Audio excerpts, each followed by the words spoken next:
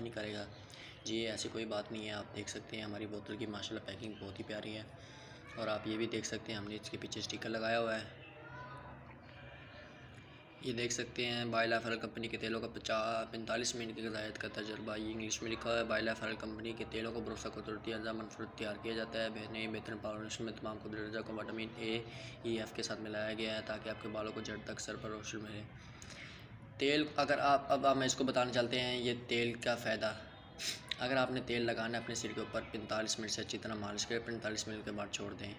तेल आपके बालों को गुज़ार देगा, उसको बालों को धोले और नरम मुलायम बाल पाएंगे। और इसकी खुशबू माशाल्लाह बहुत प्यारी होती है, बहुत ही प्यारी। जैसा कि अब हमसे लोग पूछते हैं ये देखें ये सर इस तेल का कोई इफ़ेक्ट तो नहीं है? नहीं सर, इसका कोई इफ़ेक्ट नहीं है। और ये हमारी बायोलाइफ हर्बल देख रहे हैं, जैसा कि अभी बायोलाइफ हर्बल रजिस्टर्ड कंपनी है और ये 100 ओरिजिनल हमारा तेल है, खालिश होता है। लोगों ने